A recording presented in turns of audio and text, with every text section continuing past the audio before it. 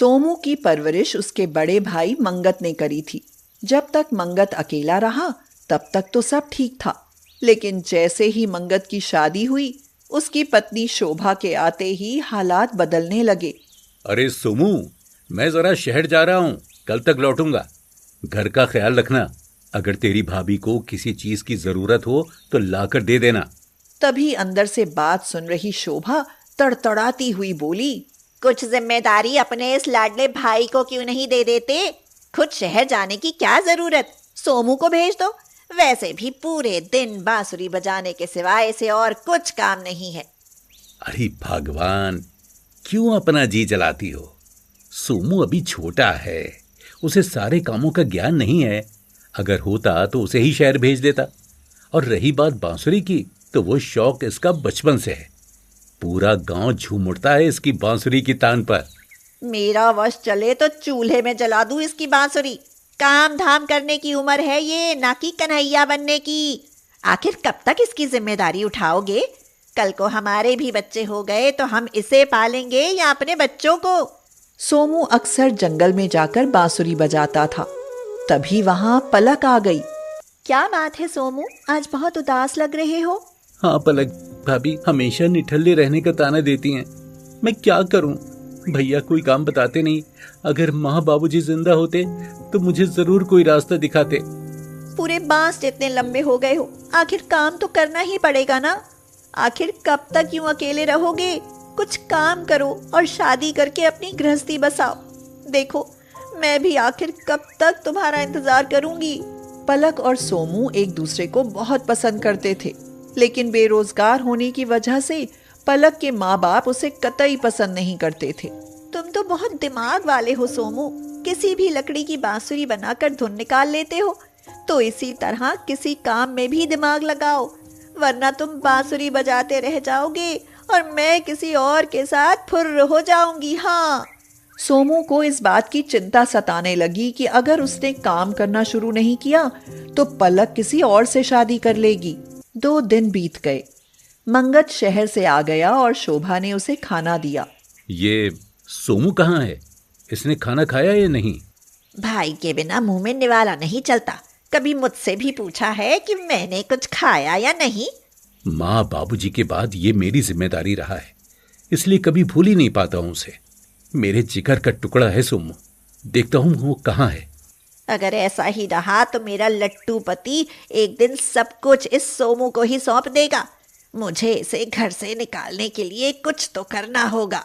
रात के समय शोभा धीरे से उठकर सोमू के कमरे में गई और सोमू को धीरे से जगाती हुई बोली, सोमू, जरा कमरे में आना, तुम्हारे भैया के पेट में बहुत दर्द हो रहा है। ये कहकर वह जल्दी से जाकर अपने बिस्तर पर लेट गई। सोमू उनके कमरे में गया तो धीरे से मंगत की चादर हटाकर उसे देखने लगा। शोभा ने तभी उसका हाथ पकड़कर शोर मचाना शुरू कर दिया। अरे देखो तो जरा, अंधेरे में मेरे कमरे में आकर मेरा हाथ पकड़ रहा है। माँ समान भाभी के साथ ये सब, छी छी। अब तो इस घर में ये रहेगा या मैं? भाभी, आप मुझे गलत समझ रही हैं। मुझे तो आपने ही बुलाया था। अरे देख लो, कोई इस निर्लज्ज को उल्टे मुझे ही फंसा रहा है। सोमू, इससे पहले कि मैं कोई गलत कदम उठाऊं, दूर हो जा मेरी आंखों से। मैं तेरी शक्ल नहीं देखना चाहता। सोमू की किसी बात पर मंगत ने विश्वास नहीं किया और रात में ही उसे घर से निकाल दिया। उसने रात जंगल में गुजारी। अगले दिन उसने जंगल से एक लकड़ी तोड़कर बांसुरी बनाई और बजाने लगा। कुछ देर बाद वहां पलक आ गई। पलक को देखकर उसकी आंखों में आंसू भर आए। पलक बोली, अब रोने से क्या होता है? तुम्हारी भाभी से सब सुनकर आ रही हूँ। तुम गलत नहीं हो, मैं जानती हूँ। ये सब तुम्हारी भाभी का षड्यंत्र है। अब तो कुछ सोचो, अब तो अकल आ गई होगी। अगर तुम अपने पैरों पर खड़े होते तो आज तुम्हारी भाभी तुम्हें झूठा आरोप लगाकर घर से नहीं निकालती। सोमू, लेकिन मैं क्या काम करूं? कुछ समझ में नहीं आ रहा। मेरे यहाँ बद्री प्रसाद रिक्शा चलाकर दिन भर में 1000 रुपए कमाता है। और कुछ नहीं तो रिक्शा ही चला लो। मेरे पास रिक्शा है ना, रिक्शे के लिए पैसे। फिर रिक्शा कहाँ से आएगा? अरे हाँ, मैं लकड़ी का रिक्शा बनाने की कोशिश कर सकता हूँ। हाँ, ये तो एक नई सवारी होगी, लकड़ी की रिक्शा। वैसे भी जंगल में बहुत लकड़ी है और उधर वन विभाग वाले लकड़ियां काटते रहते हैं, कुछ वहां से ले लेना। सोमू ने लकड़ियां इकट्ठी करके कुछ ही दिनों में एक बहुत अद्भुत लकड़ी की रिक्शा तैयार की। पलक उसे खाना दे जाती और कुछ समय के लिए उसकी मदद भी कर जाती थी। सोमू की लकड़ी की रिक्शा तैयार थी। वह रिक्शा जब बाजार में लेकर गया तो लोग उसे अजीब सी नजरों से देखने लगे। लकड़ी का रिक्शा, ऐसी रिक्शा तो कभी नहीं देखी। नहीं देखी तो आज देख लो। आओ बैठो, आओ बताओ कहाँ जाना है। बस यहाँ से करीब 3-3.5 किलोमीटर दूर जाना है। तो आइए बैठिए, इतनी सस्ती सवारी आपको कहीं नहीं मिलेगी। अरे नहीं भैया, भला लकड़ी की भी कहीं कोई रिक्शा होती है। आप चिंता क्यों करते हैं, ये मैंने अपने हाथों से बनाई है। अब रोज सोमू अपनी लकड़ी की रिक्शा में सवारी ले जाने लगा, जिससे कि उसके हाथ में पैसा आने लगा। लोग उसे लकड़ी की रिक्शा वाले के नाम से जानने लगे। उसने जंगल के किनारे ही एक लकड़ी का घर भी बना लिया। अब तो कुछ बेरोजगार लोग उसके पास आकर उससे लकड़ी की रिक्शा बनवाने की फरमाइश करते।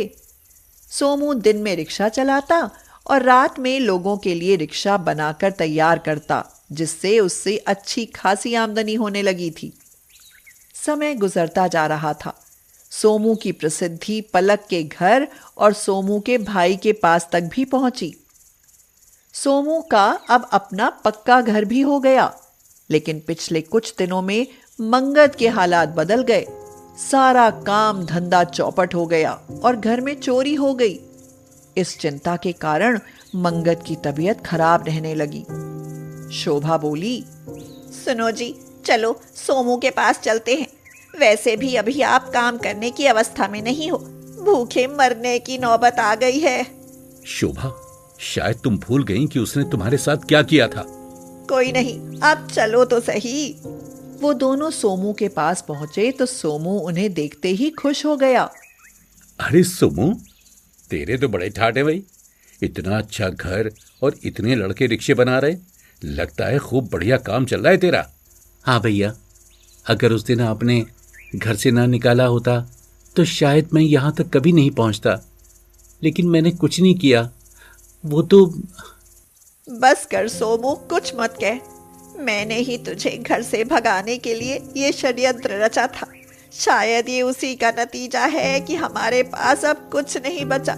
हमें माफ कर दे सोमू, माफ कर दे। तो क्या वो सब झूठ था? मैंने अपने इतने नेक भाई को गलत समझा। मुझे माफ कर दे मेरे लाडले भाई, मुझे माफ कर दे। नहीं, आप दोनों ऐसे मत बोलो। आप तो मेरे लिए भगवान हो और मेरे जीते जी आपको चिंता करने की कोई जरूरत नहीं। आप दोनों अब यहीं रहो और मेरे लकड़ी के रिक्शे का काम संभालो। वैसे भी मैंने अब इनमें इंजन लगाने के बारे में सोचा है। मैं चाहता हूं कि दुनिया भर में मेरे बनाए लकड़ी के रिक्शे दौड़ें। तभी वहां पलक आकर बोली, अब मेरे होने वाले पति को कोई निठल्ला नहीं कहेगा। अब तो सोमू के लकड़ी की रिक्शा की मेरे घर वाले भी तारीफ करते नहीं थकते।